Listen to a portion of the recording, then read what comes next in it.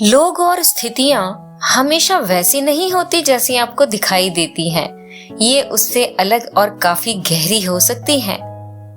कल सुबह जब नम्रता कॉलेज जाने के लिए तैयार हो रही थी, उसकी अम्मे अचानक कमरे में आई।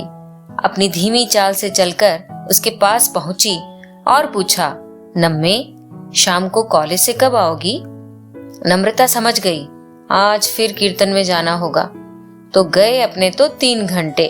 अम्मे को स्कूटी पर बिठाकर मंदिर या कीर्तन में ले जाने का जिम्मा उसी पर दे रखा था मम्मी पापा ने।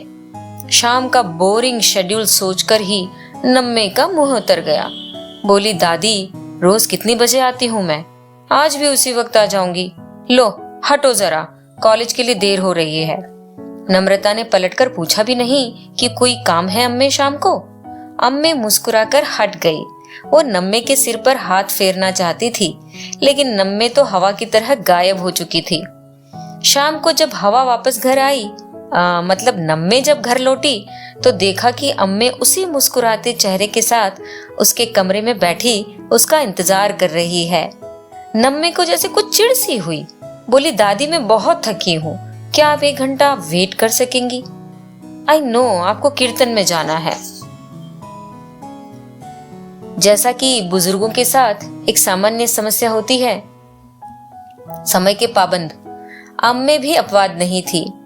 उस वक्त तो वो उसी अमिट मुस्कान के साथ धीरे धीरे उठकर कमरे के बाहर चली गई, लेकिन ठीक 1 घंटे बाद पहुंच गई नम्मे के कमरे में। अब तक नम्मे भी कुछ नरम हो चुकी थी। पावर नैप के बाद अम्मे को देखकर खड़ी हो गई और बोली, हाँ हाँ अम्मे, चलो, किधर चलना है?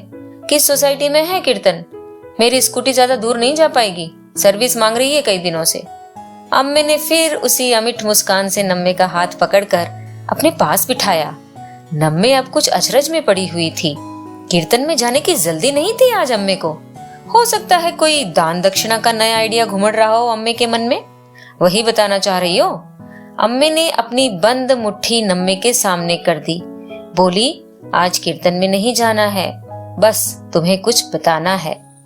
अम्मे की मुट्ठी देखकर नम्रता का अचरज कुछ और बढ़ गया। अम्मे की खरखरी आवाज फिर से आई, आज बहुत साल हो गए तुम्हें स्कूटी चलाते, अब एक कार तो बनती है। लो संभालो चाबी। अगला कीर्तन रॉयल रेजिडेंसी में है, कैलाश जी के यहाँ। कार से चलेंगे। नई कार की चमचमाती नई चाबी देखकर नम्मे अम्मे से लिपट गई। पूरे कमरे में रिटायर्ड प्रिंसिपल श्रीमती अमृता उपाध्याय और उनकी पोती नम्रता उपाध्याय की मिलीजुली खिलखिलाहट बिखर गई। नम्मे की समझ आज बहुत गहराई में निखर गई कि कीर्तन वाले हमारे बुजुर्ग कार वाली सोच भी रखते हैं। तोहफे हैं हमारे बुजुर्ग, क्यों हमें भला बोझ से लगते हैं?